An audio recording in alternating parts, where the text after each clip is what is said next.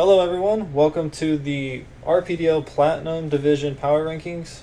Today I'm joined by Julien and Evan. I'm glad to have you guys here with me.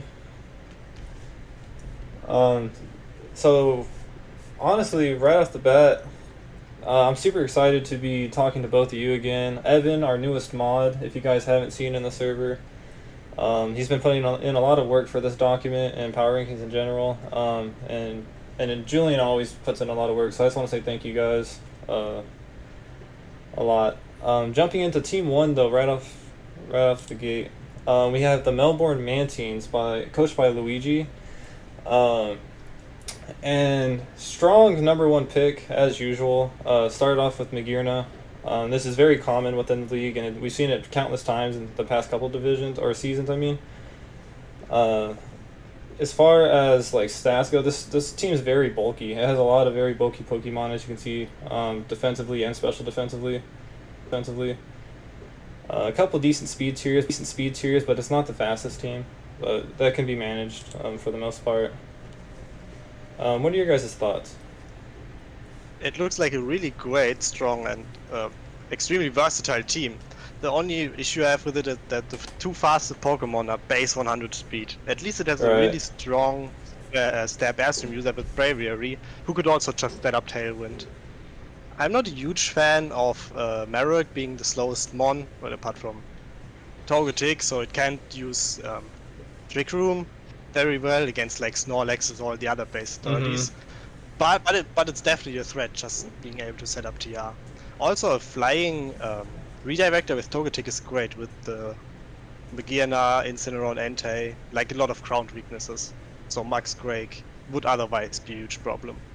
Right. True. Yeah, Togetic seems to be very is very bulky and reliable, right? By the way, I'm Evan. I was waiting for Julien to sort of introduce himself. Oh. Yeah. I want to introduce myself a little bit. Like, I'm just a mediocre player, but I kind of do a lot of homework, and sometimes it might be unnecessary.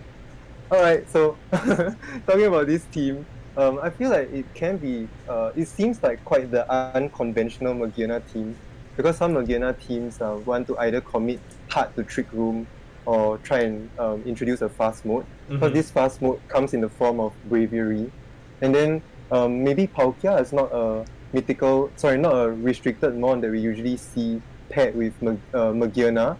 But I think Palkia actually has very good, like the way Magirna and Palkia cover each other's weaknesses is actually because like Magirna ground and fire, and then Palkia has good coverage moves for that, and vice versa. Yeah. No, I feel like that is really cool.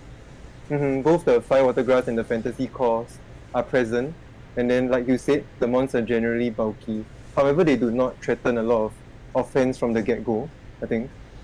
No, I agree with you there. And yeah, I definitely think you're the right person to talk to about Magirna, since you were you coached it really well last season for the most part. So yeah, I think your opinion's very valid there.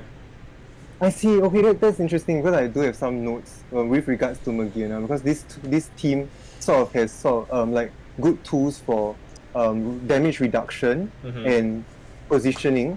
Then there should be a chance where you stall out the opponent's Dynamax and then come back in with a Magirna, and then hopefully, when you switch in Magirna, then that partner dies and you instantly give Magirna sort of a +1. Then you go with that Dynamax and try to reverse sweep, and more often than not, that's quite possible. Then I would think sometimes instead of trying to stall out the opponent's Dynamax, this team actually does have the capability to go straight for that turn 1 follow me Trick Room, and then turn 2 Dynamax Magirna. It should work, and it's done pretty well for me for quite a few matches. Right. I have to say, I really like Purlon here as a pick. Just the Prankster Rain Dance to protect Magirna or Power Palkia is a nice tool to have. Wow, that's a good idea. Like, I think there's also that very common copycat Trick Room as well. So Purloin seems to be an interesting pick for the Magirna. I think Luigi did intend to pick it up for these purposes. Absolutely. Alright, Cool. With that being said, moving on to the next one here. Wait, do you tell everybody about the scores? Oh yeah. So as far as score wise, I mean, I thought the score, or I thought to score a 6. I think it was very fair for the most part. I mean, I think there's a lot of powerhouse and like strong like strategies here, like you guys stated. I just think the like Julien mentioned like Marowak, it could be kind of difficult to use in the right situation. So Valley, it can be good. It can be kind of interesting. It just depends on how like what type you prep to bring. A lot of people can prep very heavily to counter Togetic, stuff like that. So I think it has a lot of potential. I'm just curious to see how Luigi uses it, really. I'm not too sure. I see. Just one thing I wanted to mention about the score. So Yeah. I went into this figuring out which team I liked the most and gave it 10, which team I liked the least, gave it 1, and then spread the others like in between going from there. So if someone has a score of 1 or something, doesn't mean the team is bad, it's just the one I liked the least and just went from there. I see. That makes a lot of sense. No wonder this is like sort of like a 6. Yeah. Then Yeah. from my end, I had a 4 criteria system. One is type synergy, threat level, and then VGC tools that encompasses speed control. And then the last one is room for creativity. I think I added this sort of last minute. And then all 4 of my scores average out to be 7.5. That's what you see on the screen. Oh wow, that's I think cool. I think that's quite fair, and it seems to be quite close to both your scores. So Yeah, I yeah, have agreed with you. very organized though. I wasn't aware of all that. Super I'm cool also a to hear. huge fan of the what was it? The improvisation thing? Sorry, I forgot again. Room for creativity. Yeah, exactly. Like Incineroar, for example, is such a VGC staple, and it basically uses the same 5 or 6 moves all the time. But it has so many more tools which are great for draft. Like it can run weakness policy, True. Will-O-Wisp, even Scary Face, whatever. Like I think that's a really good I thing know. to have. Just the I know. versatility I know of you Pokemon. were really into Scarf and Shirts last season when you were trying to get me to use it. Hey, it's fun. It is fun. It was kind of Can fun. outspeed base 100s with it even. Right. Oh, that's such a good observation. Because this is where like my points for room for creativity increases. Yeah. So for this team, I gave it an 8. Yeah, like you said, there are a lot of different sets that this Incineroar can run, and this coach could certainly use it to his advantage. Absolutely. Like an example like Katana is a great mon, but it gets like 5 relevant moves. That one is a mon I would give a low score to, and so I really like that part of the point Nice. system. All right. Yeah, I think that's all I have. Okay. Next one. So moving on, we have Portland Porygons, coached by Samurai Sam. Love the logo, by the way. So I'm gonna throw that in. Me and Julien were discussing the logo prior to this, and yeah, we like the blue Porygon background. But without that being said, this team's got a lot of very fast Pokemon. Again, I think this team's a little more offensive rather than defensive compared to the prior one we just discussed. It's got a lot of hard hitters. Between Celesteela, I mean it's kind of bulky too, but Dragapult, Landorus, Volcarona, Milotic if it gets competitive proc somehow. I mean this team can pack a punch for sure. I think a few interesting notes is that they drafted Calyrex first and then Gothitelle, right? And then they downgraded their Gothitelle into Gotorita. Mm-hmm. Yeah, and then they ended up getting rid of the Calyrex for Cosmog, which, as far as getting points, it looks like they wiggled room to get Landorus, which their original draft plan, it doesn't look like they had a ground type whatsoever. So that was probably a really strong pickup from them, just type coverage alone wise. But yeah, I think just my first thoughts looking at this as far as pairings go, Dragapult and Grimmsnarl, that's a menacing like 2-mon core to face off against. Like put Dragapult next to one of the best support Pokemon in the game. And yeah, you're gonna probably have a hard time for the most part. So that I do think that's pretty scary. But yeah, what are your guys' impressions? Team I actually like the most. It's just really fast with 3 Pokemon above Yeah. the 100 speed tier threshold and a Prankster Pokemon. It also has the threat of redirection with Volcarona, basically forcing the opponent to run safety goals on a Pokemon if they want to do something specific with it. 2 fake outs, the weaknesses are super well spread out, and everything on this team can max. It's such a huge threat, you don't know what to expect. Literally each game a different Pokemon could max, realistically. Right. Well, Yeah, very so well much. said. Yeah, well, so my thoughts is this is the epitome of a good stuffs team. Like Julien said, any mon can max, right? It like you won't expect. Sometimes you can't expect the Dynamax to come. Even Grimmsnarl can max. And actually, speaking of Grimmsnarl, I think this is sort of a team where Grimmsnarl leads the charge. You always lead with the Grimmsnarl. It can do a wide variety of things that can even catch your opponent off guard. Probably trick or even Thunder Wave or Scary Face. Then at the same time, it also does threaten the instant setup of screens. So I think this is a really great draft and a very impressive collection of versatile mons. Yeah, in my opinion, I think Grimmsnarl would kind of overshadow Kotorita. I think it's some small gripes because this team doesn't have access to Perish Song. So week by week, you kind of have to bring something that's more stable, right? Instead of trying to trap your opponent, but to what end? So I would think that the Kotorita might only come when the coach wants to use Ally Switch as a form of redirection, since the team currently lacks. It does lack redirection, right? Oh no, it does have Volcarona, yeah. Yeah, so like instead of follow me, like maybe they want to use like Kotorita cheekily, then or maybe another or maybe just another form of fake out. Then I would think one side of this team is that it could struggle against a very, very well played trick room strategy, one that really pins your opponent such that you cannot realistically stall it out. But that's just one small element. Yeah, I think in the best of 3, this team seems to be able to find ways to squeeze out of tough situations and always use their bulk and at the same time their power to try and win games. Yeah, I was actually going to touch on the Trick Room scenario you just mentioned, because their slowest Pokemon speed tier wise would be Grimmsnarl and Celesteela. I mean, obviously Cosmog, but I don't know realistically how often Cosmog will be used. I hope to see it used. But yeah, so if they are paired against a very hard Trick Room team, like base 20, base 30 stats, and like you said, if they can't stall it out, they're gonna find themselves in a sticky situation potentially. But yeah, with that aside, I mean, this team is phenomenal in my opinion.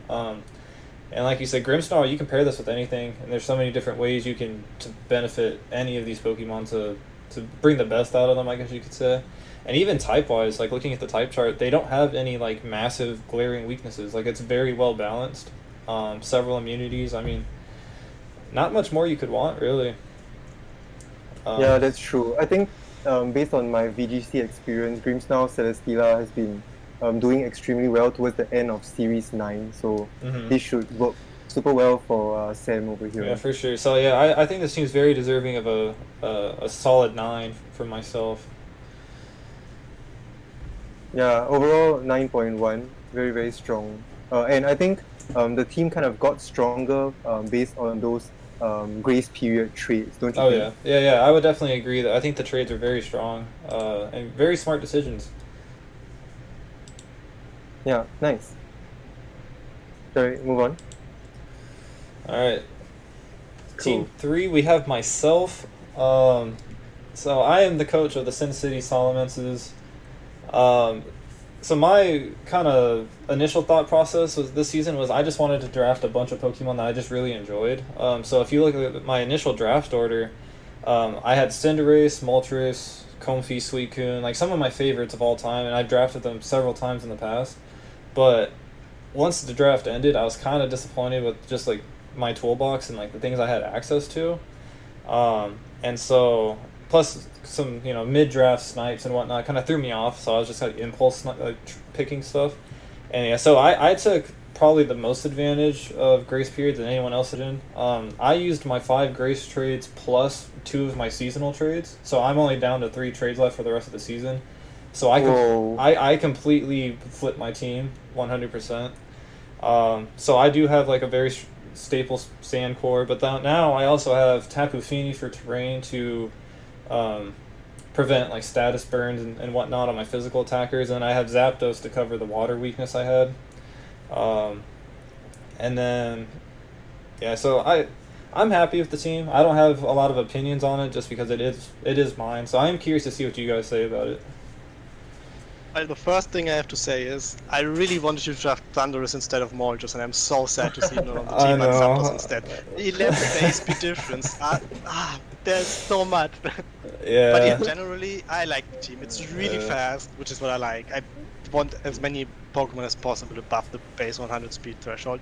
An amazing max airstream with Zapdos, like so strong. It could only potentially struggle preventing the opponent from setting up Trick Room, which is fine depending on what sweeper they have, because your Gigalith has 25 base speed. Right. Otherwise, they're pretty evenly spread. I just wish if there was a 50 or 60 base speed mon just in between there. Yeah, a lot of different Dynamax options. Like, I think it's really hard to prepare for what you're gonna Dynamax each game. Like, even Stoutland can realistically Dynamax with that base attack. It's great. And in my opinion, Marshall is one of the best Pokemon in the entire format. So that makes every trouble. Yeah, I'm super excited to try it. I'm probably gonna let you down, do really bad with it, but that's okay. Oh, that sounds interesting. Yeah, my opinions are like this team is it transformed from your Cinderace and Moltres team into a very, very well built Sand team.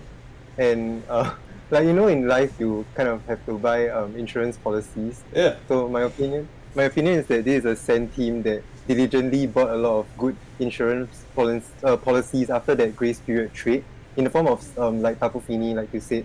And I think Zapdos it kind of makes sense because despite it not being like a defiant mon in Thunderous, I think that Zapdos does help to cover the special attack side, so that when someone wants to prep against your team, they cannot fully commit to the EVs in defense. Right. They might have to reconsider, like for example, their Togetic or their Clefairy might be struggling to choose to invest fully in defense or special defense.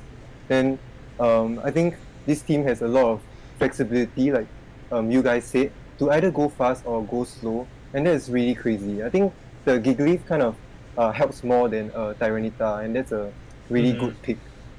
Then I would say that the fantasy core is very interesting, and then like the lack of a fire water grass core is also equally interesting, because the team looking at the type chart sort of covers itself pretty well. So yeah, that was actually one of my bigger concerns. Is this is my first ever draft not actually having a fire type. So my fire coverage is built through like Zapdos and Eternatus for the most part. Correct. Yeah. So I was thinking like not having a fire type. Is it bad? But it doesn't seem to be that bad after all. Yeah. Then one last thing I need to say is I feel like your team needs to kind of do a lot of planning and testing to have very good track recognition to create very good end game scenarios, because Eternatus is a good end game scenario, and I would say like Gigalith or like having a Dottler, right, with that immense amount of bulk, or a Tapu Fini with that has set up Calm Mind. These are very clear end game scenarios that you can easily achieve if you play well in the first few turns. Right. No, I agree with you. Yeah, that's why I gave you such a high score. Yeah, no, for sure. I definitely think the team has a lot of potential. I'm worried I'm not going to play it to its fullest potential. But like, I'm excited nonetheless. I'm this is definitely out of my comfort zone. I rarely ever use weather teams to begin with, so to just randomly draft sand, it should be fun. But yeah, I agree, it's super versatile. Like, every of these Pokemon has like realistically 10 moves or so it could bring to each game. It's great. Yeah, I think like one small weakness might be like intimidate spam, but however, like even Marshadow has access to coaching, and then you can't intimidate Zapdos and Tapu Fini, so the diversity of mons could pay dividends in the long run. Also, Stoutland has scrapping. Oh yeah. Wow. Yeah. Nice. Yeah, like if you want to max that, you can just bring Scrappy to not be intimidated, is what I meant, sorry. Yeah. No, Stoutland's super cool. I've never really used it too much. So I think it has a massive toolbox though. I'm not going to go into some of my plans, but I've got some ideas for it. Stoutland has such a wide move pool. It's True. amazing. True. But I'll be yes, curious to see if you can. Like, I'll be watching you closely to see if you manage to pull off a toxic Eternatus endgame store. uh-oh. Because it's very evil. I haven't thought about that too far yet, but I'll see what I can do. But yeah, as far as points go, I ended up just giving myself a 7 to split the middle between you guys' scores because I wasn't sure how to fairly judge my own team. But Cool. Okay, we ended up with 7. Alright, next team. up next we have Odie. This is his 3rd season here, returning. One of the few returning coaches in Platinum Division, let alone coaching the Massachusetts Meltans. And he has a very, very noticeable draft pattern over the last couple seasons. Even across other leagues I've been in with him, is he drafts very top heavy, leaving his last couple picks to be relatively low tier, like point wise, like value. And it has worked for him. It's worked fairly well. It's a very interesting draft strategy that you don't see too often. A lot of people like to spread their points out more.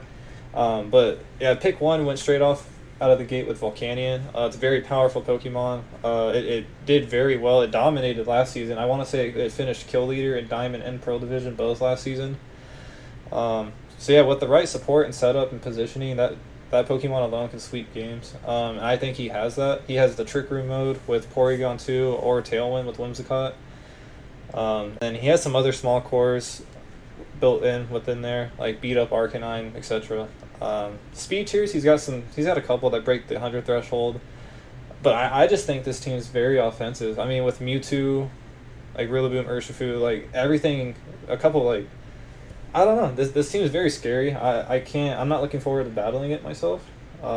Just at first glance. What do you guys think? Yeah, it definitely looks like a really good stuff team that's just hard to prepare for, even if it's that little monster that will even come to the game. And especially mixed in with the extra layer of the beat up. The only thing that I really hate is he doesn't have a single flying resist. Mm-hmm.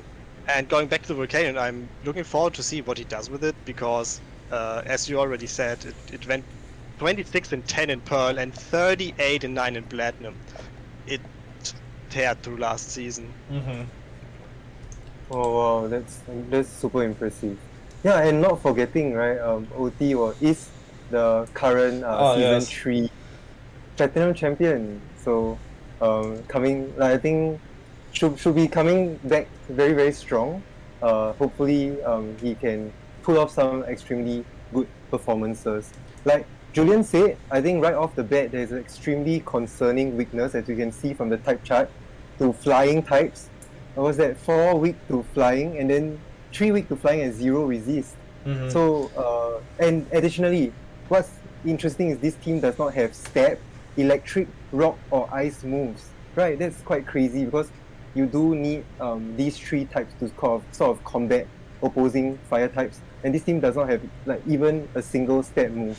Yeah. So I would say the coverage moves coming from this opponent, coming from this coach, coming from OT, might be very apparent when going up against players who sort of do their research and sort of straight up lead their flying mons to try and like close out the game against OT. And I think the average score from my end is safe by the fact that this team certainly has very good tools. You know, all these mons, we see them a lot in VTC. Mm-hmm. They do what they always do best. And then in terms of damage reduction, it's also really solid. So I think this would allow the team to always try and maneuver into good positions, but it will take a lot of work from the coach to pull off all these, I would say, these comfortable wins, because most of the time he might have to work very hard for them. And I think the Tailwind mode kind of needs to be more convincing with Whimsicott, because if Whimsicott goes down in very quickly, then they might not be able to set up Tailwind again, and that might sort of lose them some games. Yeah. So this Whimsicott, in my opinion, needs to be protected as much as possible. And then based off of that sort of type synergy, you can see that my score on the screen is pretty low. Right.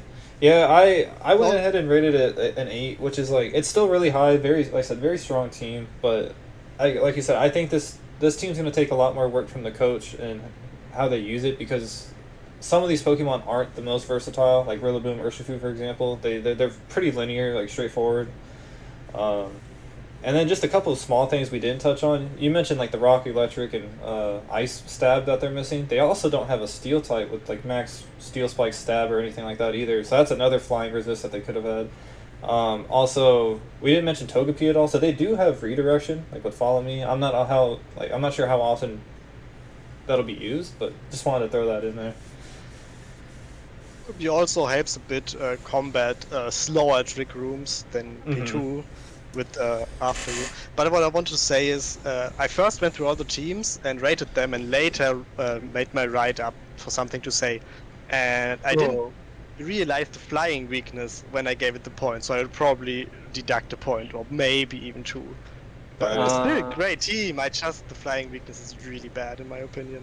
Yeah, that's the thing though, you see, like, against OT, if someone just leads a very solid mon and just goes for airstream, there's really not much that you can do. Even proc a policy and airstream, then that airstream can kill a Porygon too, then this might be quite dangerous for OT. He really needs to sort of commit to, like, Togepi, Porygon, right, to purposely go for Follow Me and Trick Room. But after that, like, even if Volcanion comes in, like, is that enough to do the necessary amount of damage in that Trick Room environment? Yeah. Okay. Overall, good team though. Up next, we have the Loaf of Bread, coaching the Elritch Spectriers. So first thoughts looking at this team, they drafted a couple of very similar Pokemon from last season. With that being like Genesect, and I don't remember if they had Spectrier or Calyrex Shadow as well, but regardless. Yeah, Cali Shadow. Yeah, very similar strategies for the most part. But yeah, this team looks pretty daunting as well. I mean, Cali Shadow next to Clefairy, for example. They have the Tornadus Tailwind option for several of the sweeper potential Dynamax threats here. Speed-wise, though, this team's extremely fast. Base 105, 111, 102, 150. And like with Cali Shadow being potentially one of the I don't know, is it top 5, top 3 maybe even fastest Pokemon, at least in the like competitive environment. Yeah, it's very scary. This team's pretty spread as far as physical and special attackers go as well too. It's got a lot of options. I just think the biggest thing I noticed is it's almost kind of frail. There's a lot of not very bulky Pokemon, unless you're considering like Clefairy with Eviolite, of course. But what do you guys think? The team is really fast, it hits really hard, it has great support options. Just the 4 times weaknesses are so bad. There's like what, 80 roughly? It can stop TR if it wants, with like Calyrex Imprison or something, and also Clefairy after you if it gets up or something. But the best strategy this team has to just K off everything before it can move to get around those 4 times weaknesses. If they can't attack you, right, they don't do any damage. So to me, I'll let you finish. Yeah, if you don't lead correctly into what they bring, the game can just be decided on turn 1. Like, I think it could potentially be really hard to prepare for. Exactly, so this is very clearly a hyper-offensive team. I would say it's actually a stereotypical Clefairy hyper-offense team. That you can sort of threaten the Clefairy lead, then that's something that stops your own self-proc policy or self-proc beat-up strategies to try and counter this team. But they don't, sometimes they don't even lead the Clefairy, and then they can come up with 2 extremely offensive attackers, go for airstream and straight up do massive amounts of damage. And like you guys say, I think this team is a magnet for 4x weaknesses, like you can see on the screen. Wow, that's a crazy number. So in some sense, this is an unconventional fantasy core. And a side note, like a bit of a hatred towards bug types. I think it's because of all these fire and flying mons that really want to go hit fast and hit hard. Yeah. And the team, like you guys said, does not have a ton of safe switches, which is very typical of a hyper-offensive team, and really needs to commit to like their turn 1 and turn 2 calls and plays. I think if this coach has very good experience using Clefairy, then this team has the potential to really close out games quickly and accurately. Then lastly, this team definitely struggles in Trick Room. and we'll always have to get creative to stop Trick Room. There are really many ways this team can stop Trick Room. So, they really have to work hard and test the matchup to account for all possible ways an opponent would want to set Trick Room, because this is very detrimental to them. Mm-hmm. And then lastly, I just want to shout out to Loaf. I respect the mascot pick. Yeah, go forth and ride this horse as far as you can. Elritch Shadow has a really good history in this league. Like, of all 5, like over 2 seasons with 2 and 3 divisions each, it made playoffs all 5 times and won twice of those. Like, it's a great Pokemon in this format. Yeah, for sure. As far as score-wise, I gave it a 7. Mostly, I think it would have been an 8, maybe a 9, but I think it was Evan that just touched on the Trick Room matchup, and I do see some potential issues if, for whatever reason, they can't prevent it from going up. They have several taunt users, maybe a Fake Out with, like, Minchao or Pikachu, for example, but, I mean, there's obviously ways around all of that, depending on the scenario, so I think they could find themselves in a situation versus Trick Room, but other than that, this team's very well-rounded for a hyper-offensive build. Yeah. Lumeris in chat is saying when Pikachu is your flying resist. Yeah. I mean, focus sash it could work. G-Max Pikachu is broken. It can't just win games on its own through its paralysis And hacks. I really hope to see it. I don't think there's really been anyone in the league that's successfully used G-Max Pikachu. I don't even know if it's been drafted too often, to be honest with you. In Season 2, Dr. Dave H used it a bit. Oh, yeah. It was great to watch. Yeah. Oh, I think interesting sort of grace period trades as well, like trading away the Impidim, because Impidim actually doesn't get access to screens. Oh, that's correct. Yeah, and they wanted the Litten, but they got sniped 2 picks before. I see. And then got dropped by someone else, so they picked it up again. It's kind of interesting because having 2 Intimidate mons in Gyarados and Litten, you can sort of... I was thinking of something different.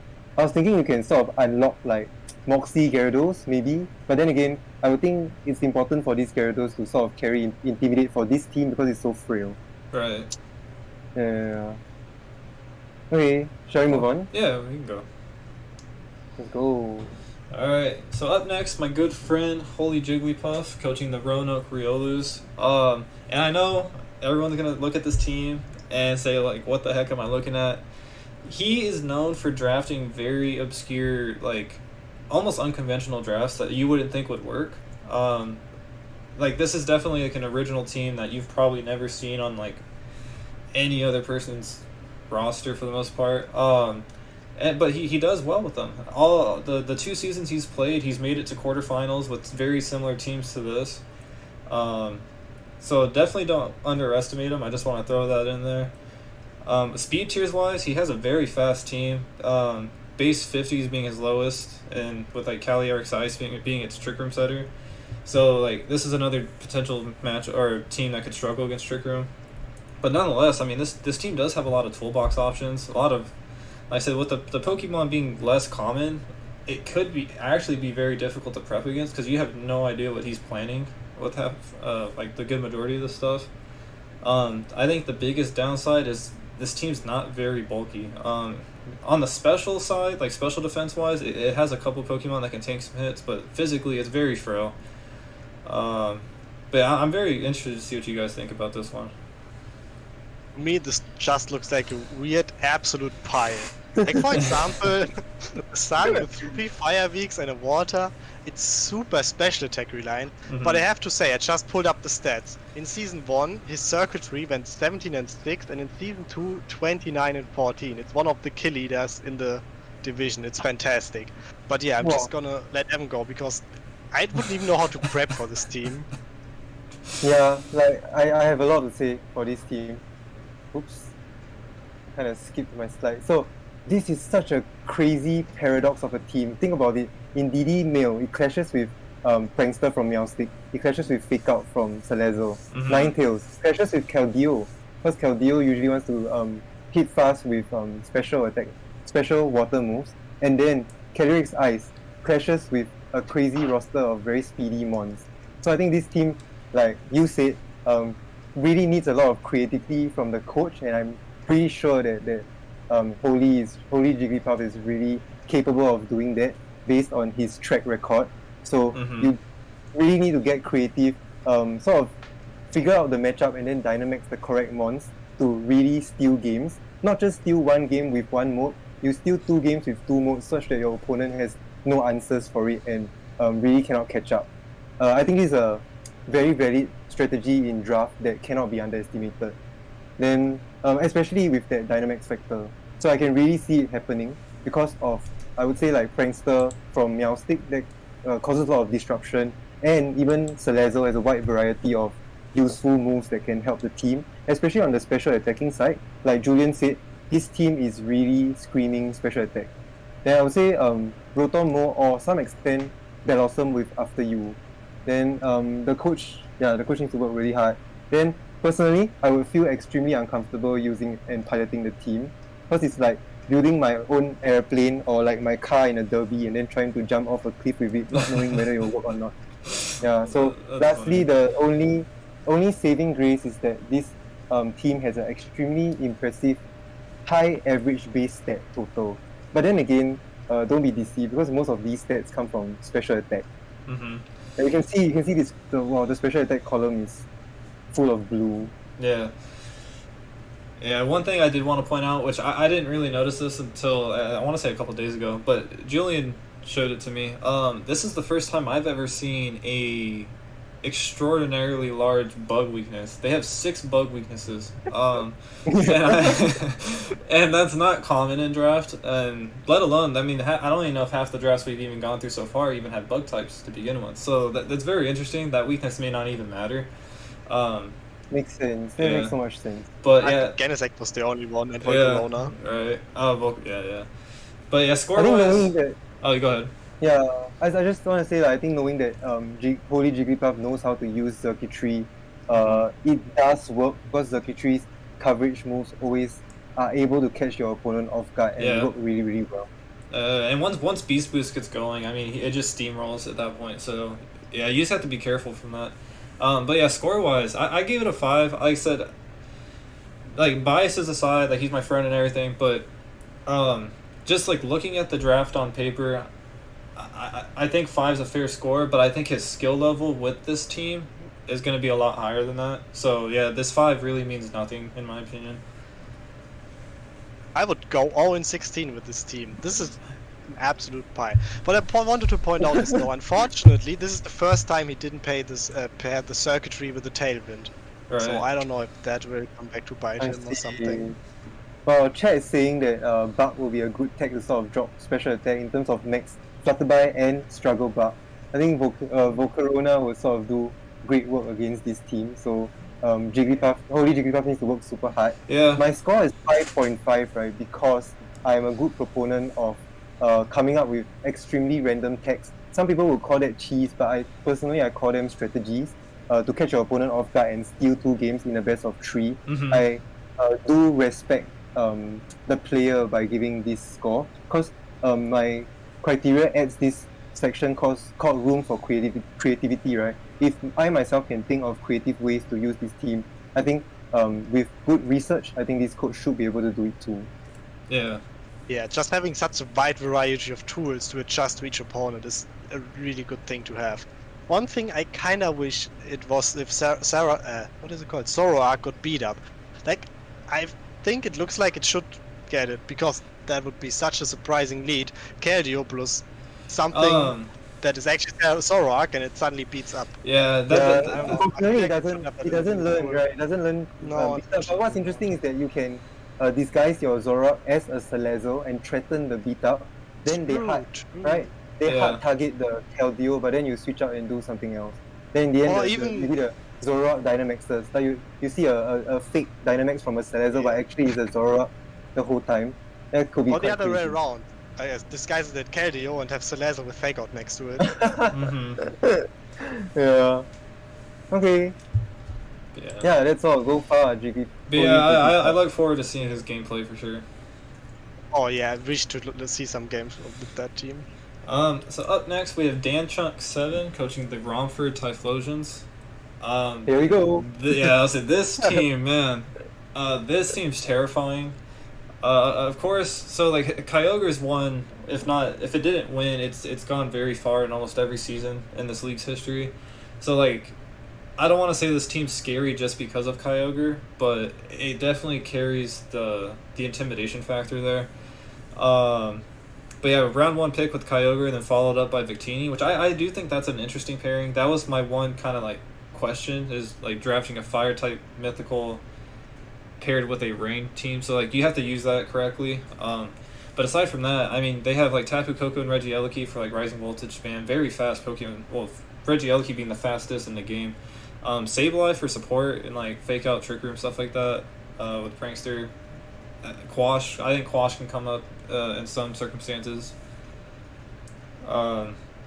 This team's very offensive though, physical and special with the first couple picks on its side. And this is the team that ended up drafting Litten and dropped it for Grookey, because I ended up dropping Grookey. So a little chain reaction happened during the grace period. Interesting. But yeah, what are your guys' thoughts?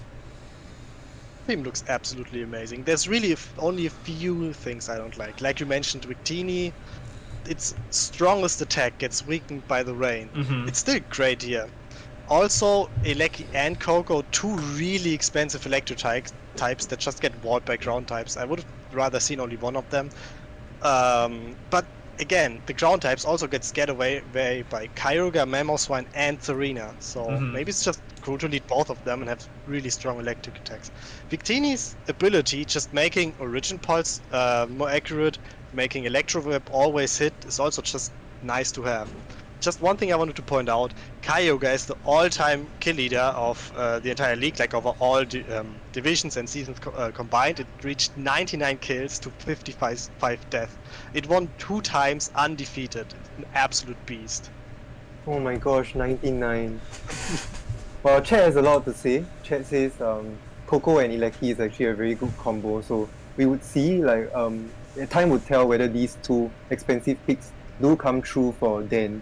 And then, there are so many things. Electro Web, Dropkick, and a lot of things that Kyogre can sort of activate for Regieleki and Koko to go for Thunders instead of Thunderbolts. Mm-hmm. Then, oh wow. Then my notes is that this is daylight robbery, or should I say like robbery in the rain, because this Dan really ran away with extremely high value picks, resulting in a threatening team on paper. I would say this is like building a wall like that is Kyogre, because he really started off with that Kyogre pick, and then he built that wall really well, protecting the Kyogre in many ways. The Serena is quite important also. We do see Serena quite often in Series 10 right now, although I would say its usage is sort of dying down. Some things to say, the potential synergy and strategies from this team are very oppressive. So it is the case of you know what's coming, but you really cannot stop it if you're an opponent going up against this team. Then the inherent bulk of this Fire Water Grass core, I think it sometimes will just simply save the team in very clutch scenarios, maybe surviving on just 1 or 2 HP for a Kyogre and then just doing great damage in return with like Origin Pulse. However, it's very important to know that this team can only bring 6 mons to team preview. I'm going to call this the 6PSS, the 6 Pokemon slot syndrome, because quite a lot of mons really want to come, and then additionally you only have to bring 4 mons into battle. So Dan might always fall back on some very common core, so it can be quite predictable and quite easy to, I wouldn't say easy, but like manageable in a best of 3 scenario. And then every team does have its weakness, and this team's weakness is that your opponent can actually come in with nothing to lose because it looks so scary on paper. So something like the previous team we saw, Holy Jigglypuff, you can just come up with some extremely crazy tech that catches you off guard and veers off from the ordinary, and then these strategies can catch this coach off guard and steal games from him. Yeah, 100%. And I do like the wall analogy that you pointed out, because like looking at the type chart, And if you look at the electric and grass resistances, I think Dan Chunk's built the team in a way that they can always have protection for Kyogre or switch-ins or like stuff along those lines. So yeah, I think that was a really good comparison there. I did like that. But Well said. Yeah, you gave it a 10, right? yeah, I actually gave it a 10. I don't want to face this team. Like, all seriousness, I think this is honestly one of the more well put together Kyogre drafts I've seen. Aside from I think the only thing it would be missing would be like something like Celesteela, because I think Celesteela is absurdly broken on a Rain team, specifically Kyogre. But no, this team's very well put together. I don't have many downsides aside from the Victini clashing potentially, but Historically, one of the best cores in our league was Kyogre, Celesteela, Raichu. It's just absurd every time they get together. So yeah, maybe the Lightning Rod Mon could have been cool. yeah. True. Yeah, this sort of strays away from sort of the regular Kyogre draft that we've been seeing in previous seasons, right? For me, one last thing to say, the reason why I gave it a 8.5 is that this team, in some sense, can seem to be one-dimensional, and if you're a coach or an opponent against this team and you figure that team out, you kind of guess correctly the 6 ones that they would bring, then this matchup can actually be quite manageable for you. Okay, next one. Yeah, good draft. Up next, we have Tomb with coaching the Psychocut Sceptiles. And this one, I just want to state, he got a round 2 Zacian pick. It almost went full, almost went through 2 full rounds without being undrafted. So I thought that was pretty notable. But as far as speed goes, this team's actually relatively slow. I mean, it has Zacian, Shedinja, and Frostlass, but aside from that, it drops significantly after that. It does have a very heavy Trick Room core though, with Hatterene being the setter, Tyranitar as Cavalier, stuff like that. It does have Follow Me support, so they can kind of ensure they get Trick Room up. But this is a very bulky team as well, so I guess with it being slower, they can probably take some hits even if they don't move first, so that's always a plus side. But this team has a lot of options as well as far as Dynamax candidates go. Almost everything on this team can Dynamax except for maybe Riolu, and I highly doubt you'd see a Dynamax Shedinja, for example. But yeah, what are your guys' thoughts? Yeah, I like the fast mode, I like the snow mode. Need to prepare for both. It has really strong Trick Room setup with Necrozma, which is super hard to kill. Super good defenses with a great ability. Hatterene that can't be taunted, and the Follow Me of Torokis. It's just 3 fairy types, and this team is so steel weak. It has 1 resistance and 4 or 5 or whatever weaknesses. Yes. That's the only thing I don't like. Hatterene plus S-Cavalier is a fun combination to have. Yeah, I like it. I just think they should do 1 trade to fix the steel weakness, but otherwise looks good. Right, and to kind of tag along your weaknesses there, they also have 4 ghost weaknesses with only 1 resist as well, and I think it's 4 fire weaknesses and only 1 resist. So they have a lot of weaknesses without any way to kind of combat them. I think if they can play well, it can still be manageable. Yeah, Tracer in chat saying that there are some sort of clashes with Shedinja in terms of the Tyranitar. So maybe Tyranitar might come to the battle with Unnerve instead. That could be interesting. And then speaking of the last team being a Kyogre team, Shedinja would be sort of a good answer to combat Kyogre. But we're not sure if this matchup will come through during the regular season. My notes for this team is that it's extremely unorthodox, and I think it needs luck. This team needs a bit of luck to get it going in the form of Crit Keys, G-Max Smite, and in some sense, coin flips with ally switch plays. Some people call it a 50-50. I don't really like to call it that. And a lot of mons on this team has ally switch if you can figure them out. Then, to me, the very unsettling stacked weaknesses of Steel, Ghost, Rock, Fighting, and Fire, right? Like you guys all mentioned. And these are incidentally the Shedinja's weaknesses. So to me, Shedinja doesn't really work here.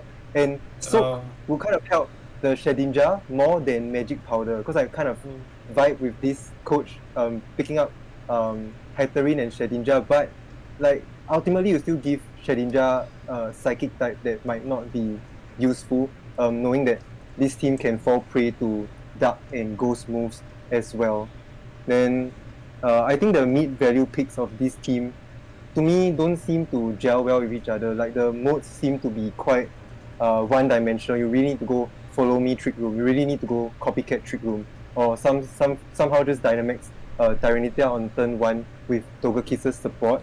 Then that's only because everyone sort of shares that steel weakness. So to me, it's very unsettling.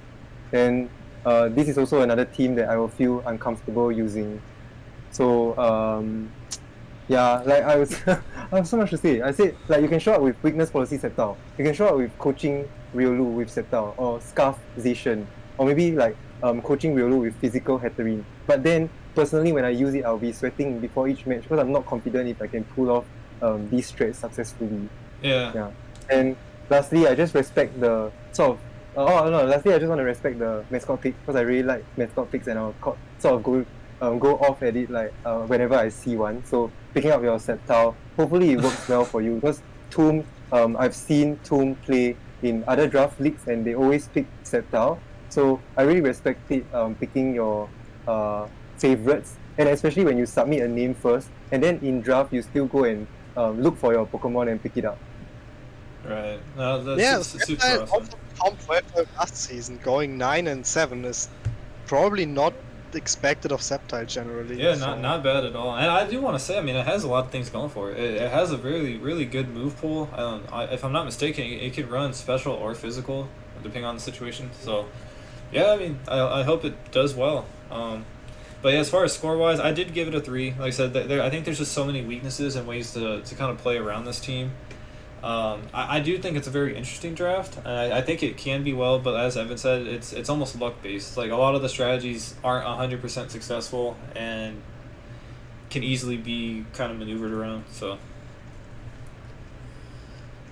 Nice. Yeah, then one last thing is that even if you set up Trick Room, like you follow me Trick Room successfully and then you get your Escavalier in, the opponent will have already gone for like 1 or 2 max steel spikes, and then that Escavalier can't sort of do the best that it can in that Trick Room environment.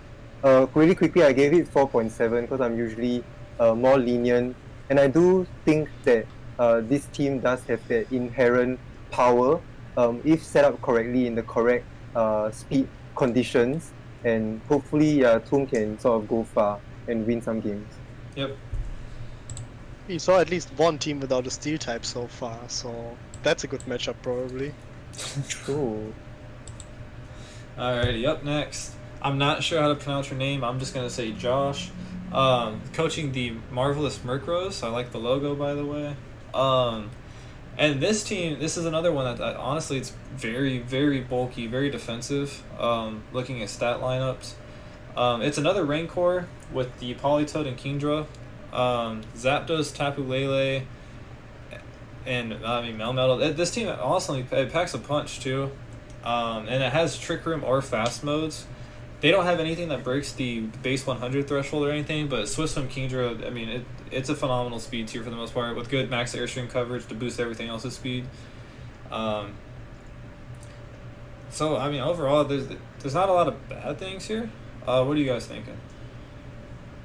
First, I want to also mention the logo. Murkrow is one of my favorite Pokemon, and I can't wait for it to come back at some point so I can use it in VGC or draft. Oh, I know, right? So much fun.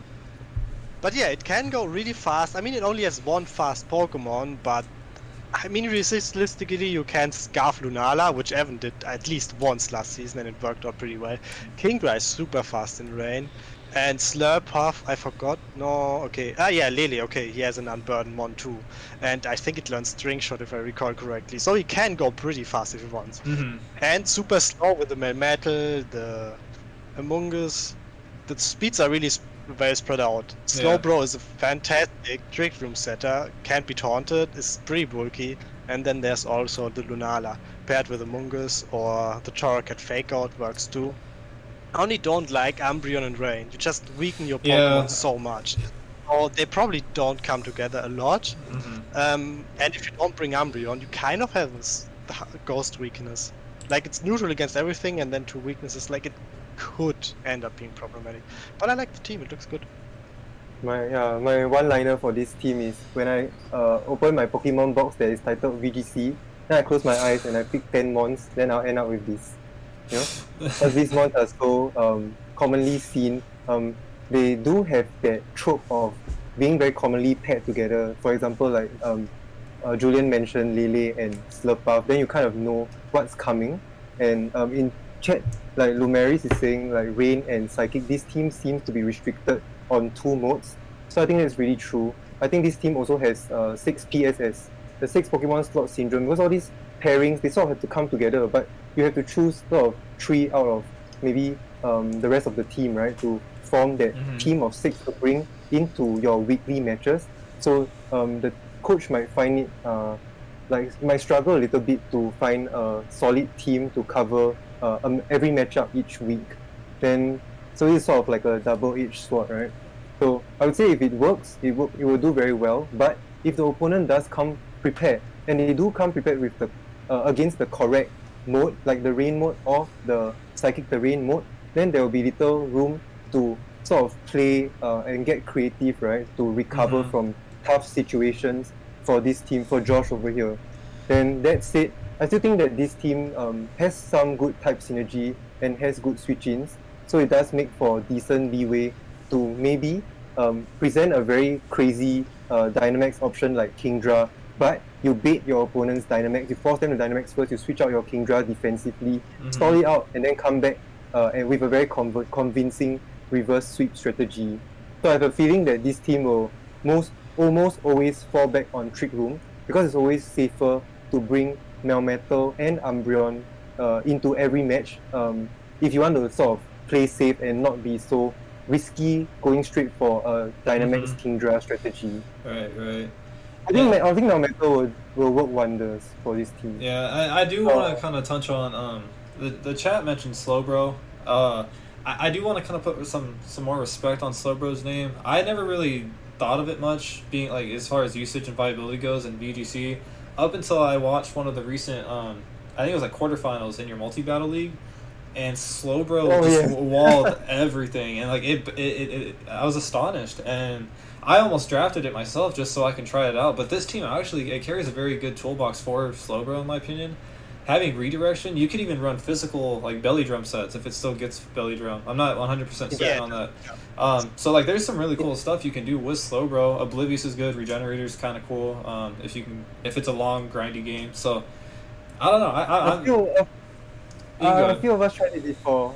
You were saying belly drum Slowbro. A few of us tried it before. Jamie Boyd helped someone run belly drum. Oh wow. So he helped Duncan can't die run in the first WBE, and for me I ran belly drum Slowbro in one of my previous draft leagues as well. It was glorious. That's so cool.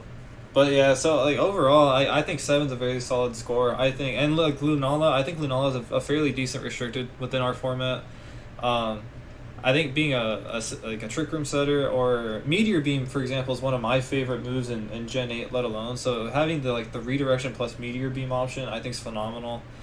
So yeah, I think 7's a very strong team. I think this team overall, we didn't really talk about Torracat too much, but I think Torracat in some ways can even be better than Incineroar, just because of the speed tier alone, and still having access to a lot of the same utility moves, and it drops the dark typing, which sometimes can hinder Incineroar. Lumeri says Slowbro also gets Bulldoze for the potential weakness policy Melmetal. Nice. Yeah, personally, as a player from the Season 3, I can attest to Lunala being a good restricted choice, especially when you cannot Dynamax your restricted. Lunala does very well in a non-Dynamax scenario, so if you can stall your opponent's Dynamax, then somehow Lunala should be able to close out games with that immense bulk and natural power. Yeah. And speaking of Lunala, it's been popping off in Series 10, and Series 10 is sort of a restricted format that doesn't allow Dynamax. So this is here a case where you can see Lunala shine. For sure. Also, I think we forgot to point out that Polydot works really well with Melmetal, protecting it from fire moves. Cutting its weak out a bit more. Nice. Hey, let's go. Good drop. Up next, we have Ultra coaching the Ozark Torterras. This team, the physical defensive stats across the board. This team is absurdly bulky. Even on the this team has the highest base stat total of all 3 divisions. I could easily see that just by looking at this chart here. I mean, it's bulky especially as well. Speed tiers, it's a little lacking, but I think it has a decently like diverse set of options here. Although I don't foresee Trick Room being too viable for them, just based on like the Pokemon they do have. I'm very curious to see how they use this team. I think it has it's kind of like some of the past ones. It has a group of decent Pokemon. I'm just not sure what they're gonna do with them. What do you guys think? This truly is a collection of Pokemon. Yeah. That's for sure. Like, the fastest one is base 100, which I already hate. At least it has Tailwind if needed. Trick Room isn't fantastic. Like, ignoring Toxapex, the Pokemon range from base 60 to 100. That's just a range of 40. If you have fast Pokemon, you can make them super bulky. If you have slow Pokemon, you can make them super bulky. It's just feels like easy to EV for when you go up against it. Apart from Toxapex though, what I super like is that realistically every single Pokemon on this team can max. It's so hard to predict what's gonna happen in each match. Before we got too far... Weakness is a bit annoying. Oh, you can go ahead. I thought you were done, I'm sorry. The fire weakness is pretty annoying, but otherwise, to me it looks super well spread out. That's I just wanted to quickly touch on before Evan went ahead and continued. He did make some grace trades as far as dropping Sylveon, picking up Vaporeon, and then they dropped. So they dropped Vaporeon and picked up Sylveon, right? Yeah, and then they dropped Clefable and got Duraludon. So they don't actually have Clefable anymore, so they did have redirection at one point. So I'm not sure if that's the correct decision or not. So I guess we'll see. I would say like initially, if you see like on the right side of the screen, if you see Vaporeon and Clefable together, then this team sort of doesn't do damage. But then trading into Sylveon and Duraludon, I think that makes sense. Yeah. Like, that kind of increases that potential damage output right off the bat. And I think Sylveon gives the team a couple more options as far as like, I guess I hate to just throw out like weakness policy strategies around, but like it does gain that option for like Buzzwole, Crocodile, potentially Giratina, but so that's kind of cool as well. True. My notes are this team simply screams bulk, like you guys have been saying. Yeah. And I think this is cool. I've seen quite a few teams with a lot of steel types, but this is a absurdly bulky triple steel team. Very, very cool. So they lost redirection from Clefable, and then there's no fake out. But I feel like this team almost always needs to try and set up or use some creative weakness policy procs in the form of Sylveon, like Zack mentioned. Then I would say there are some teams where you always have to find Focus Sash or find other items, but this is the team, right? When you are an opponent against this team, you simply need to find, number one, where is the weakness policy, and number two, where is the scarf, right? Because Julien did mention that it's so easy to EV train against this team in terms of speed, because there's just this small threshold that you need to overcome. So that could be one of their like downfall. Then I think, then this also sort of allows, right, something like a Spectrier or a Dragapult or even a Regieleki to be adamant or modest nature, right? They don't even need to be that plus speed nature. Then they can even put so much EVs in HP to contest this team's bulk. So this can be a problem that this coach might face. I agree with you.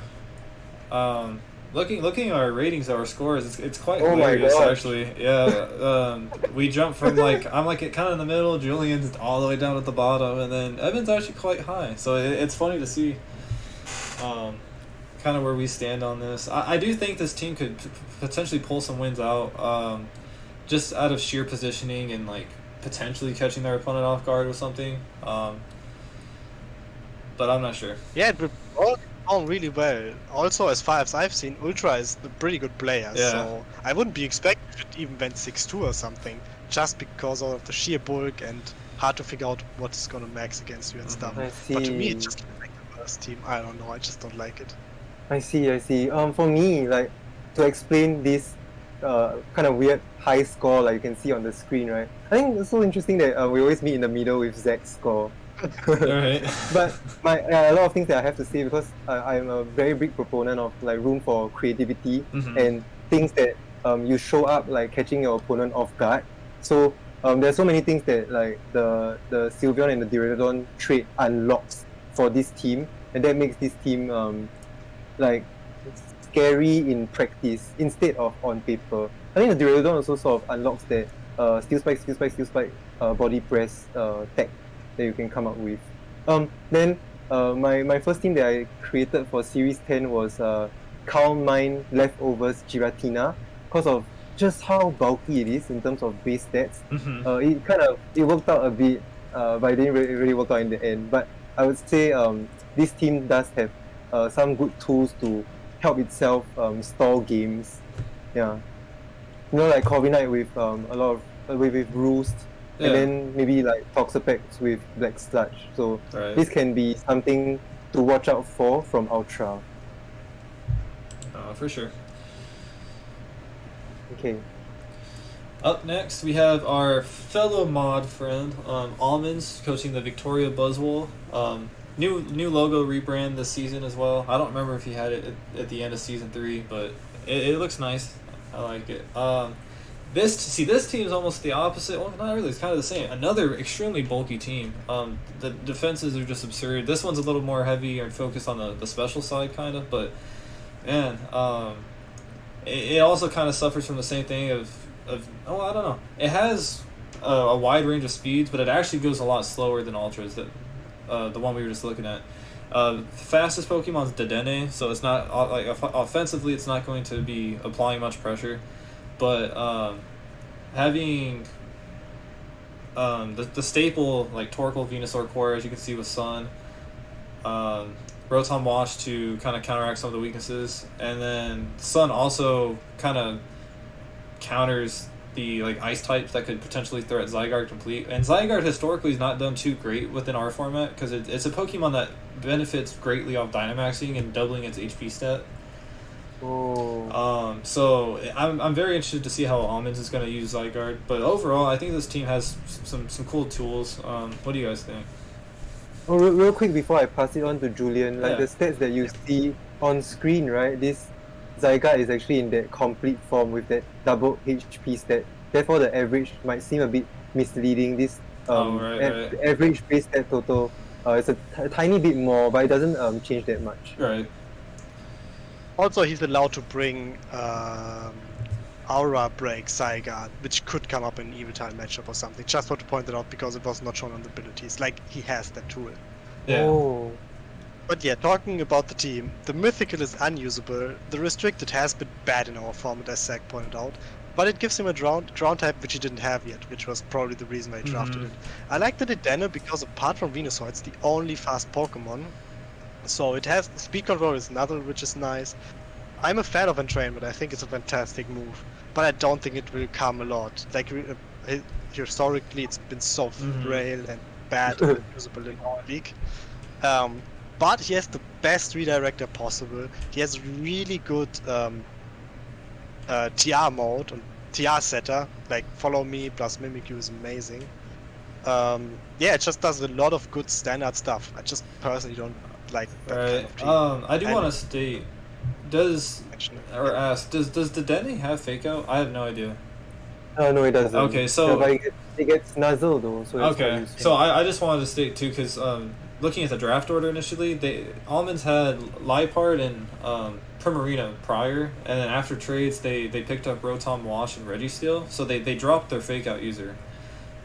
So now they actually don't carry Fake Out. I wasn't sure if Dedenne had it or not. I don't like Dedenne. I kind of avoid it, but probably drop the Fake Out because of Indeedee. I mean that does kind of clash, which I could see, but just wanted. I mean, also he can't just bring Fake Out Indeedee like he has Indeedee Fake Out on the team. That's fair. Yeah. Fake Out flying types, it comes up.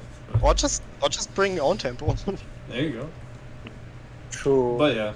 My opinions for this is every draft must have at least one hashtag Vinuco no skill, or like hashtag Trick Room no skill.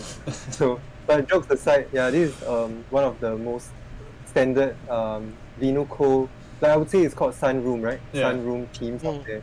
And then this is an example of how expensive it is to draft popular VGC calls and then end up with a Cosmoem that you cannot use at all. But to me, that's completely fine, especially with the inclusion of Mimikyu.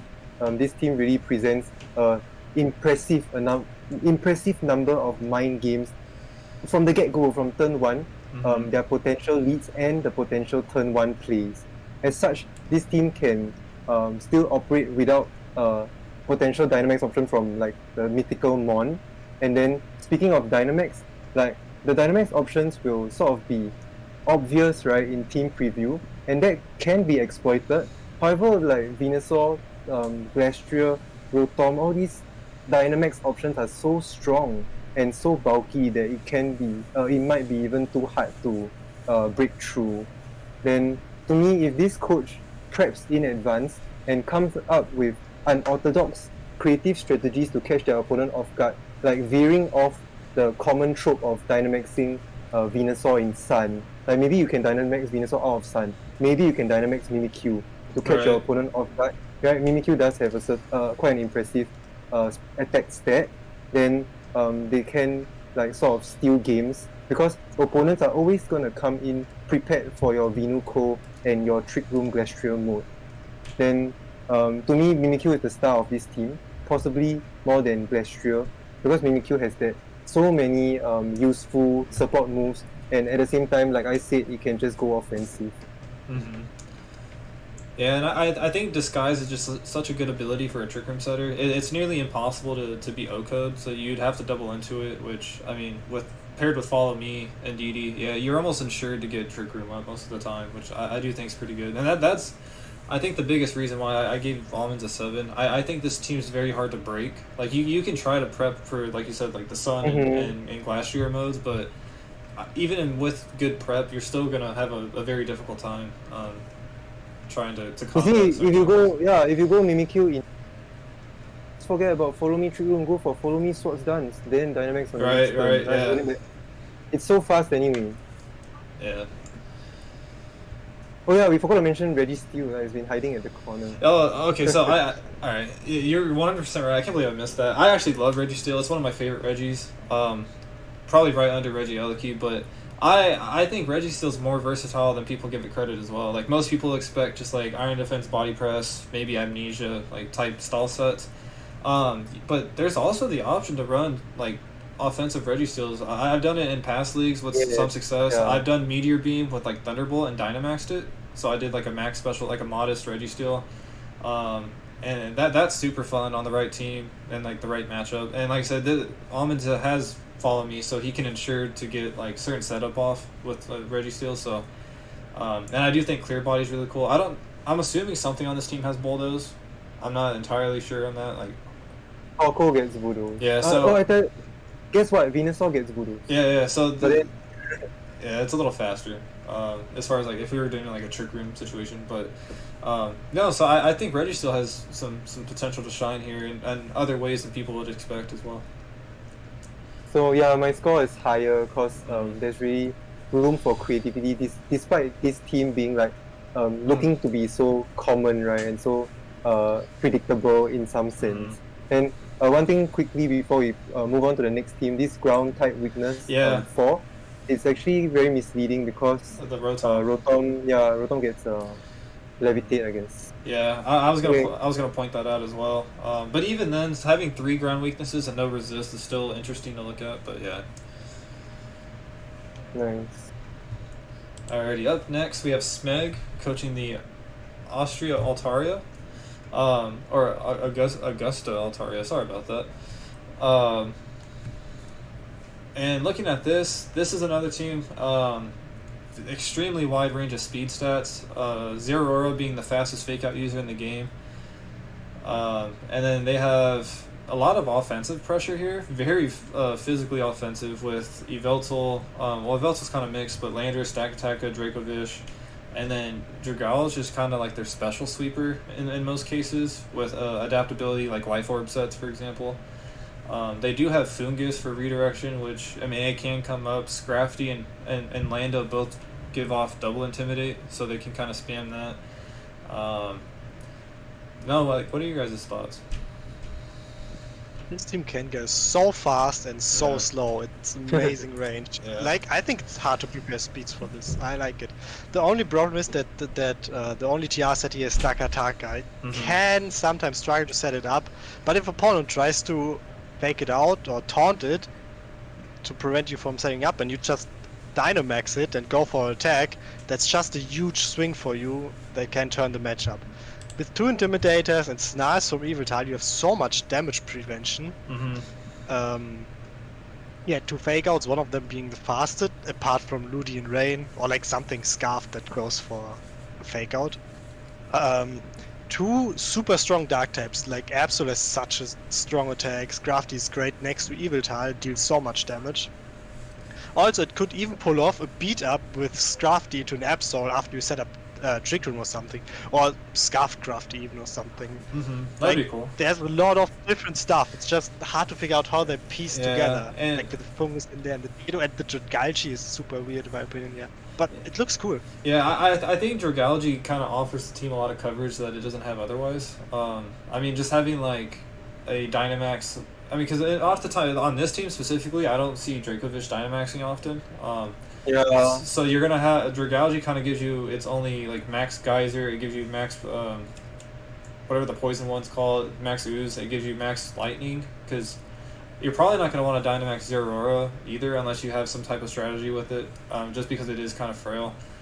So I think Dragalge does somewhat fit on this team. But yeah, I'm super interested. I want to see Absol do well. I think paired with the Dark Aura from Yveltal, I think there's a lot of capabilities for Absol to finally like have a successful season. Oh, wow, that's sick. Yeah, I've seen some people chatting in our Discord in RPDL saying that Absol is actually the mon, the justified mon with the highest attack stat. I didn't know. Today I learned. No, that makes And sense. my opinions of this team is this coach Smack went straight for Zeraora and Yveltal as the first 2 picks, and they really built a very good team around it and executed a good draft.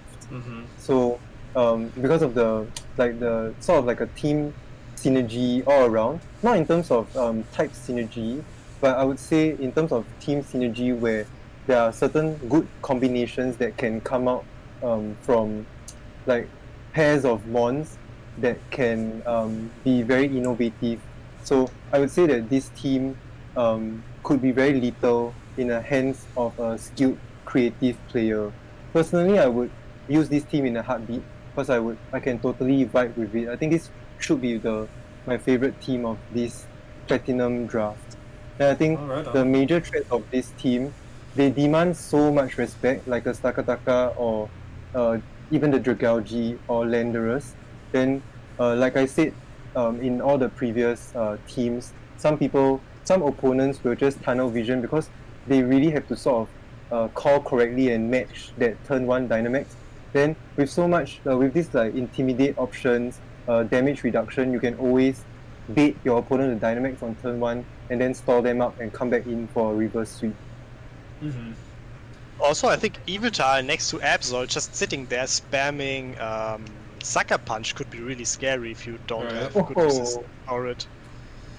Yeah, and the last thing we didn't really touch on is Ditto. I don't think we've actually ever seen Ditto do much in this league, but I want to see someone use it in a good way. Well, to me 8 points seem too expensive actually, since like, it hasn't been performing well. So like previously. to justify the score is our ruling with the move transform is because it's not technically the restricted, like it's still Ditto. That is like you could transform into a restricted and you can Dynamax it because it's at the end of the day it's a Ditto, and so we don't want to give the Ditto for free and just to let people like Dynamax restricteds that way. So I think 8 points is kind of just right there in the middle, but yeah, it's kind of hard to pull off I think from what it looks like. It's one of the few mons we were just too scared to make it cheaper, unfortunately. Yeah. I would like to see someone use it properly though, would be cool. Tracer read my mind. So my last point for this team, my last line over here on my notes is that the biggest downfall of this team will be the stacked ice weaknesses. Yeah. especially freeze dry, because that also starts to hit Dracovish as well. So if there's a very like specially offensive Pokemon with freeze dry, it can kind of run through some of the things here. But Yeah, well said. So I guess pretty average scores throughout. mm-hmm. Yeah, I'm always the more lenient one, give sort of a higher score to allow for the coach to come up with innovative ways to use their team. Which is fair. Definitely understand that. Let's go. Up next we have Byron, coaching the Pittsburgh Registeelers, and this is probably one of my favorite logos in the division. I think it's so clean, very well made and customized there. But this is the Xerneas team of the division here. Round 1 Xerneas pick followed by Mew, which is very interesting. And then they ended up taking the Thundurus that Julien wanted me to get. And then as far as speed goes here, past Thundurus and Mew, it does trickle down very quickly. But having Thundurus as a fairly fast max Airstreamer, it can easily boost the speed of any of these. As Julien's very familiar with that with his Season 2 run. Defense-wise, though, this is another very bulky team. There's a lot of bulky teams in this division, and it's quite scary. Between like Bronzong being especially bulky, Snorlax is kind of in the mid, but I think Snorlax's HP stat makes up for it. They do have redirection. They have like a Perish Song with Lapras and Marowak. I think it has a good toolbox for the most part. I don't know what you guys think. I have to preface it with that I might have rated it a tiny bit too low when I did the ratings yesterday because I was just so clouded by my absolute dislike for Lapras in draft. I just don't think it's good. But the rest of the team is, so they probably deserved a bit more. But yeah, just by having Mew and Thundurus, I think the team is an absolute pain to prepare for. Those two mons can do literally anything. It's hard to expect what's gonna happen. Xerneas with good support can just win end games after you weaken the opponents enough and got rid of the max or something. Two fantastic Trick Room sweepers with Merrick and Snorlax, which don't even need Trick Room because they just can survive enough attacks with their defenses. They can even set up like curses or belly drums or whatever, potentially with the Tangela redirecting or the Herdy intimidating. I just would love at some point for the Xerneas to Geomancy and the Mew to transform into it and then max. That would be so much fun. But yeah, like the team. And Bronzong is a cool Pokemon, especially seeing there's a few fire weaknesses and a few ground weaknesses, and you can just adjust it for whatever you need in the matchup. Absolutely. Nice. Well, I can see a potential sort of like Bronzong skill swap into Marowak to give it Levitate. Oh wow, I didn't think about that. Yeah, but I think that'd be cool. this, in general, this is just a bulky offense team, right? That's how we can label it. With Mew, but I feel like this team needs quite a bit of setup to get it going. So Tangela kind of has to work overtime here, and this team will always go into games being very scared of the opponent's safety goggles.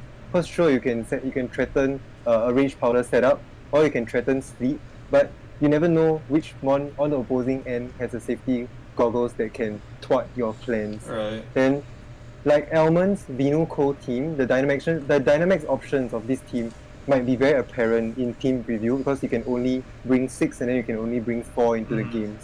But the saving grace for this team, as I know very well because I used it last season, would be Thundurus. I always show up to games just leading Thundurus to Nala or Thundurus in DD. Generally, like Thundurus plus Psychic type seems to be quite a good combination. And then the unpredictability of Mew will certainly help the team a lot. And this team, but then overall, this is a team that cannot carry the coach. I feel like the coach sort of has to prep immaculately each week to carry the team.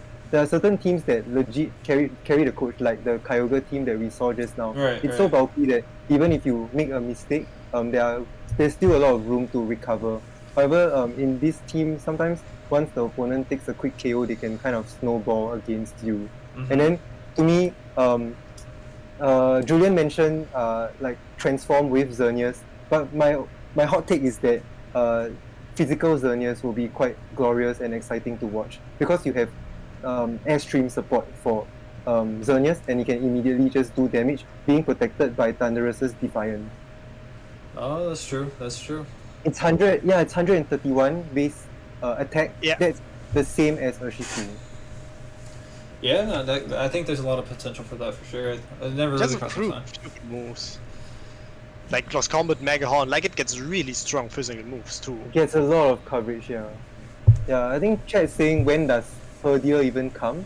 I guess if Herdier comes, and it's actually quite bulky, so it can't be underestimated, especially when it's normal type and he only has one weakness. Yeah. Then it can sort of unlock Dynamax Hitmontop or a Hitmontop with Technician. Yeah, and we were actually, me and Byron were, because I actually initially wanted Herdier for my draft. That's why I ended up upgrading to Stoutland instead. But we both agreed that for 2 points, Herdier is probably one of the best Eviolite users within that tier compared to like all the other ones. So yeah, I think it was a steal. Whether he brings it or not, who knows? But it's there for the option.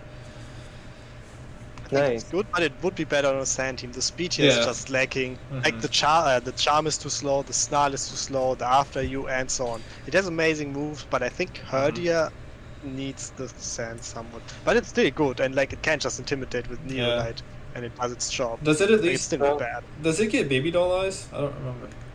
Yeah. So I think that is kind of cool having it on a intimidate poke. So you can bring intimidate and then baby doll eyes with priority. So that's -2 off turn 1. So that's kind of cool. But Yeah, I didn't even consider that when I said charm. Yeah, that basically does the same. yeah, And also it gets yawn. yeah. But yeah, overall, so very good draft for the most part. I give it another 7. I think it fits along the lines of some of the other ones as well. So. yeah, so this score is gonna be higher. Let's edit it after our stream, right? Because of Julien's output. Yeah. Input. Okay, let's go. Last team. Yeah. Last but not least, coming up, we have Wendell coaching the San Francisco Smeargles, and this team, honestly, this is one of the, I want to say one of the probably top 5 other scarier teams in the league, in my opinion. It's got a very diverse speed tier, going all the way up from 130 and dropping all the way down to 36. They did make some very interesting trades during Grace. I want to say the second most underneath myself. They did drop the Gastrodon, I believe. They picked up the Moltres that I dropped. They dropped Appleton for Turtonator. They dropped Ho-Oh? Oh yeah, they dropped Ho-Oh for Necrozma because they had to make they had to get some points to pick up like the Moltres and stuff. So they ended up getting rid of Mandibuzz and upgrading into Moltres. But yeah, they made some very interesting trades. I actually think Necrozma Donling can kind of fit the team fairly well, especially pairing with like Deontay. I think this is another team that Deontay's never really done well historically in the league, but I do think because it also has Clear Body just like Metagross, so you can play it just like a stereotypical Spectrier or Metagross core where you bulldoze weakness policy. You can just run weakness policy Deontay and hopefully just pick up kills after bulldoze. So I'm very interested to see if that works out. And then they have Lightning Rod to support the Moltres. So yeah, very scary team. What are your guys' thoughts? This team looks absolutely fantastic to me. There's not too much else I can say about it. The Ghost weakness can be bad, but even then you have the Moltres. You just have to put in the right position.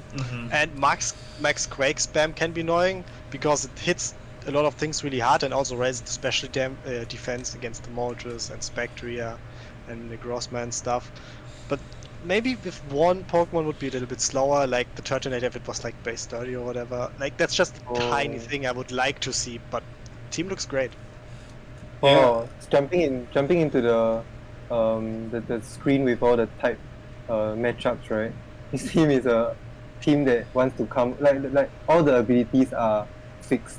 It's like a mono ability team. Like every mon that comes in, you can predict its ability. That could be good, that could be bad. But then I feel like the general synergy and the bulk really covers for this team. Yeah, let me jump into my notes. I thought that this transformation was better than Zack, than your transformation, because I feel like that's fair. At first it's just a pure like Metagross kind of team, right? That trope. But now it transformed into a Metagross plus Moltres team, and there are two very crazy archetypes that you really need to prep for in the preparation phase every week.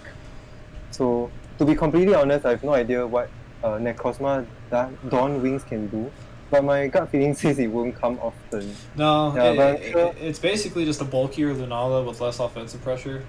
It's just a little harder to kill with Prism Armor, but yeah, it doesn't do anything too substantial. I see. Yeah, so like Yeah, I I said, guess the Ghost of Dark will be 3 times, not 4 times weaknesses, Oh. right? The but Prism Armor yeah, but technically. it's still quite a compounded weakness. Definitely, yeah. Plus you can't Dynamax it. Yeah. But I'm sure like Wendell wouldn't mind. Yeah, because the immense threat of Metagross mode and on the other spectrum, Moltres mode, they demand so much respect. And I feel like Wendell does have some leeway to abuse this fact and get way ahead in terms of prep.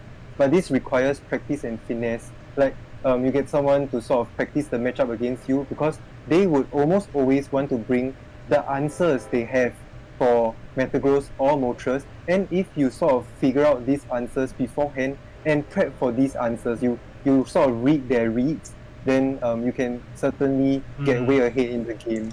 I think this team does feel comfortable being in Trick Room, but to me it does struggle against opposing fast hyper-offensive strategies.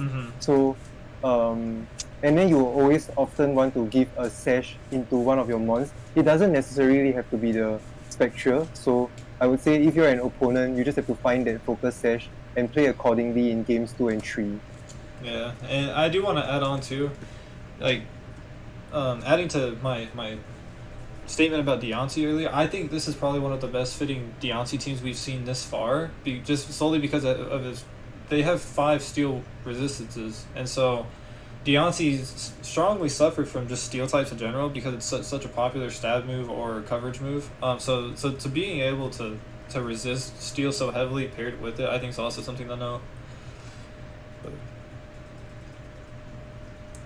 Yeah. One last thing I have to say is I think that Wendell really knows what he's doing. Coming off from a wheel pick, picking up sort of good picks in the beginning of draft, forming a solid Metagross team, and then yet going one step further, working hard to make full use of that grace period to improve the team, and now it certainly looks so scary. And I think our consensus of 9 points, right, is very justified. Yeah, for sure. Oh, we didn't even mention Urshifu already. Yeah. Oh, There's just so much stuff on the team. yeah, there's So much other yeah. stuff. We didn't even talk about Tangrowth with redirection possibilities. I mean, yeah, this team has a lot going for it. I face it week 1. Actually, tomorrow I battle Wendell tomorrow. So I'm not ready for that. So Let's see. wish me luck, Good luck. fellas. Wish me luck. Yeah. But Cool. Yeah. So, shall we move on to the summary? Yeah, for sure. Fantastic team. But yeah, looking at the entire roster here, it looks like Dan Chunks coaching the Romford Typhlosions and Samurai Sam coaching the Portland Porygons, both tied with the final ratings of 9.1, which is phenomenal. And if I believe Wendell just fell right below them by 0.1 with a score of 9. So yeah, our top 3 teams would be right there. But overall, like I can't say there's a bad team in this division whatsoever. I think there's some questionable decisions or techs that we just don't know about, like Holy J and Tomb, for example. I think they could definitely. There's so much room for them to surprise us. But yeah, just looking at their drafts, like solely, I think this is a fairly accurate rating for the most part. Nice. Yeah, and I just want to like sort of remind everybody that like power rankings are always just opinions, but now this is a sort of like a group opinion, right? Because 3 of us come up with different scores and then we average it out, so it would seem quite fair, and then we do have some criteria of our own to rate these teams, so sometimes take it with a pinch of salt. There's also something we could easily miss that they planned during the draft. We all just don't see. Yeah, for sure. Always.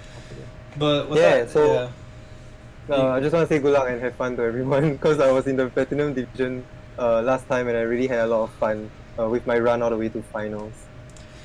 Yeah, absolutely. Yeah, for sure. Good luck to everyone.